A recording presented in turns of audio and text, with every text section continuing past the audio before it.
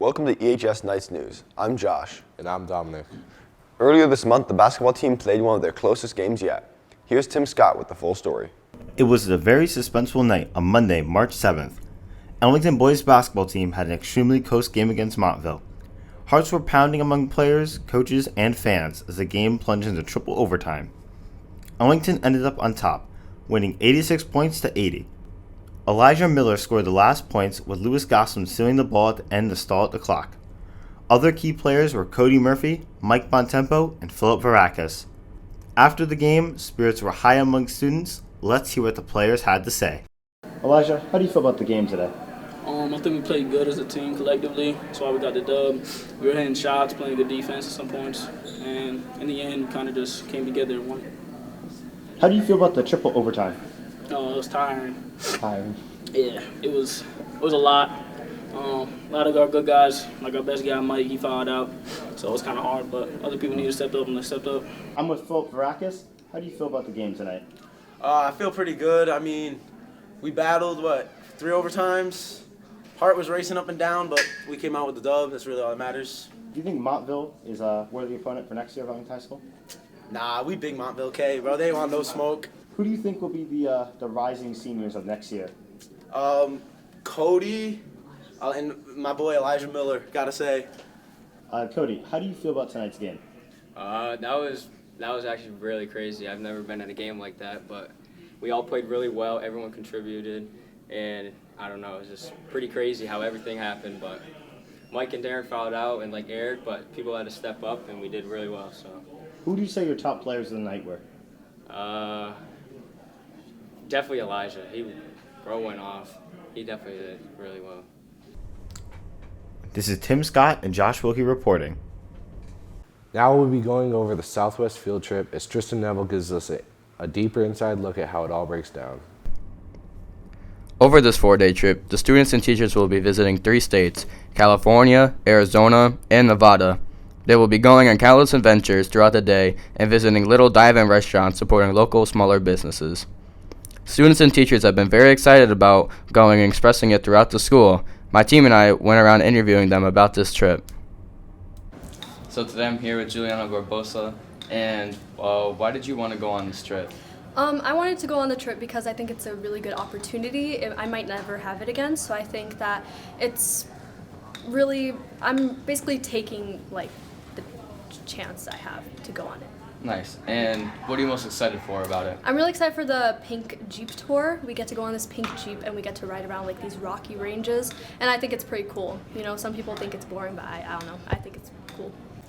Hi, I'm here with Miss Contorno, and why do you want to go on the Southwest field trip?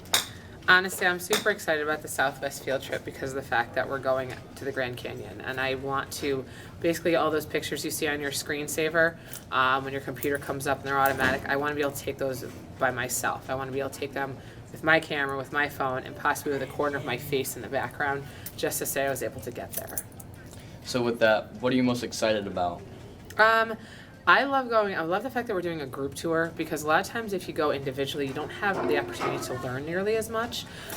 Going with a group tour, you have a specific tour guide who's familiar with that area, who's familiar with that environment, will take you to see the main hit places to go, as well as all the different food choices and restaurants. And we're not going to big restaurants. We're going to mom and pop places. You know, we're going to small stores, things like that. It's just, it feels more connected, and honestly, to experience that with other people, especially students, is a pretty awesome experience. So Nice, thank you. all right. So I'm here with Steven Zen, and why do you want to go on the Southwest field trip? I'm looking to go because it's going to be the first time I'm out of New England, and I think it's going to be fun to go on there with a bunch of my buddies. And what are you most excited about? I'm most excited about going through the Colorado River and going up around there. It's going to be really cool. Nice, thank you. Yep. Hi, this has been Tristan Neville with EHS Nice News, reporting on your Southwest field trip story. Latin is a popular pick for a language here at the high school. So popular, in fact, that middle schools are taking it too. Latin. It's a language you can learn. And now, middle schoolers are learning it too. So they are dropped off by their parents. They come to the high school first block, so they are in the A block Latin 1 class. So we were looking to increase the Latin class sizes and the numbers for people taking Latin, and we realized that it was they were ripe for the picking. Like, we haven't had Latin in the middle school all these years. The only choices for language are French and Spanish. So Mr. Guidry and I kind of came up with the idea that we could invite some 8th graders up and see if they would be interested, and we have 6 of them interested that are taking it this year. I think it's great. I've thought about that, opening up Latin class to the 8th graders for a couple years now, and it was a great opportunity for them to take Latin 1. They have a bus that comes to pick them up here to bring them back to the middle school. So that was, we needed to have that opportunity with the busing company for it to happen, and it was, they're doing great. They're really, some of my best students, honestly, they're doing really well in class. So I love having them, and I would love to continue the program in the future.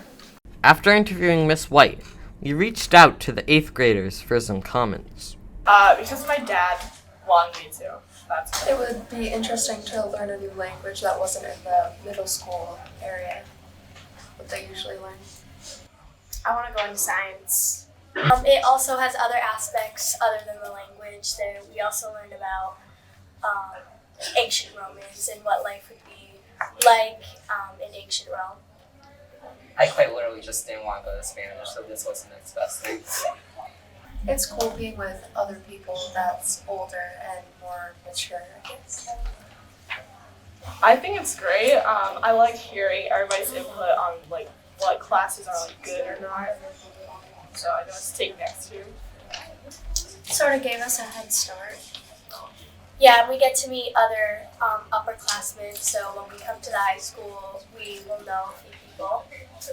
Yeah, I think, along with what they said, I think it gives us a good boost of what we know at the high school. It's great here, at least for now. So. Music Good Cause concert is here. As EHS musicians perform at the concert, attendees are asked to bring canned food items to donate. For the 9th annual year, the EHS Music Department is holding its Good Music, Good Cause concert. Instead of an admissions fee, the attendants are asked to bring non-perishable food can items for the Cornerstone in Rockville.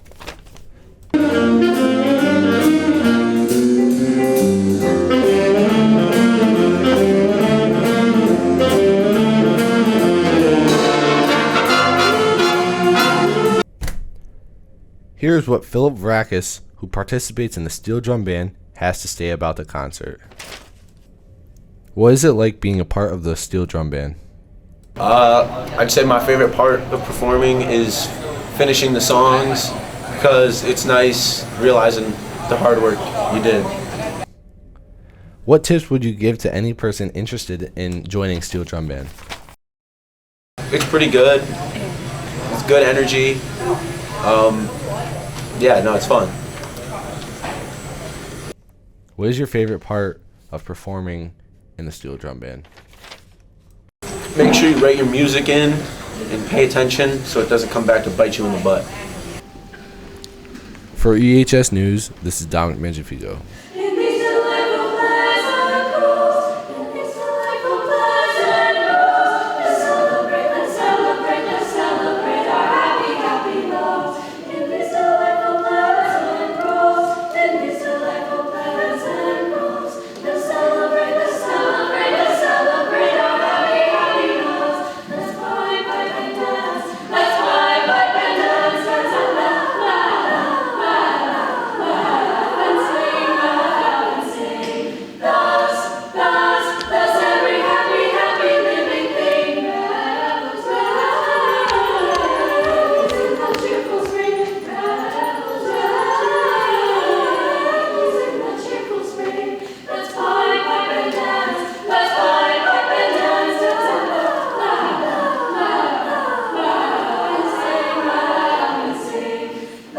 This story is about the drama group here at the high school called Opening Night Players. The directors and vice president shared what they like about the group. This spring, OKP is putting on a high school musical. We are here to interview the 2 directors and the vice president of the club to see how it's going. Emily likes the experience of being with everybody and connecting with them in OKP. Probably like getting to connect with like everybody in OKP, because I feel like when you're an e-board, it's easier to like have a reason to talk to everybody, and I do have a reason because I have to like supervise every single tech crew. So I get to talk to a lot of people and make a lot of new friends, and I really enjoy it because OKP is like my second family. Emily loves watching the musical rehearsals and the improvement. I love watching musical rehearsals. I'm the assistant director, and seeing it come from some very interesting auditions to where it is now, I'm really proud of us. And it's so fun to get to watch all of my friends like improve so much, especially in dancing. Like everybody's gotten so much better at dancing. Emily talks about their first hair rehearsal. We actually have our first meeting today after the production meeting. We pretty much have all of our hairstyles set. We just have to start teaching them to our crew members and figuring out when we're doing quick changes backstage.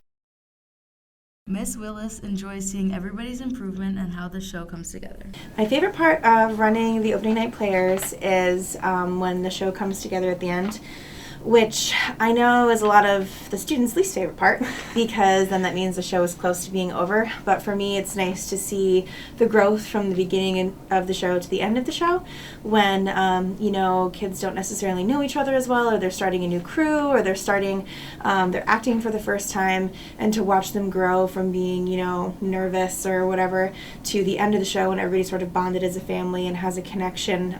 It's really nice. Cool. Mr. Pernetta's favorite part about OKP is watching everybody come together and working with the students.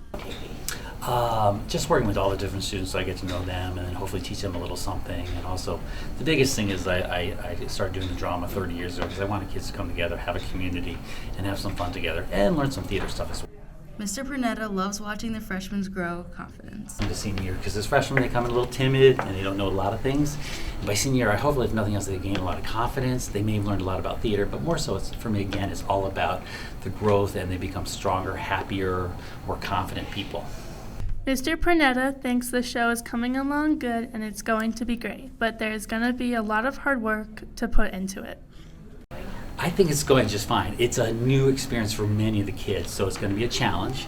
I think the students are going to really live up to the challenge. It's going to be a great show, but I think we have a lot of learning still to do, and we're going to have to do a lot of pushing, and a lot of real hard work is going to come ahead before we get to where it needs to go. But then again, we haven't had time because of COVID in the last couple of years to do one, so again, this is a new learning experience for a lot of the kids, and it's going to be okay, and it's going to be fun, and by the end of it, they're going to appreciate all the hard work that they put into it. Thank you for watching EHS Nights News. We'll see you next time.